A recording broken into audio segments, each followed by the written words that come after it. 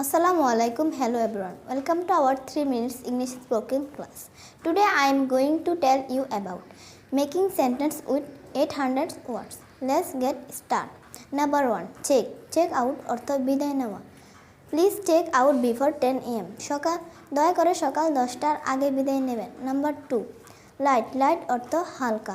Light color suit you well. হালকা রং তোমাকে ভালো মানায়. Number 3. Cough. Cough অর্থ কাশি. She has been coughing all night. সে সারা রাত কেশেছে. Number 4. Flood. Flood অর্থ বন্যা.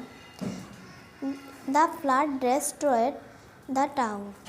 বন্যায় এই শহরটি ধ্বংস হয়ে গেছে. Number 5. Elbow. Elbow অর্থ কনুই. The arm only bends at the elbow.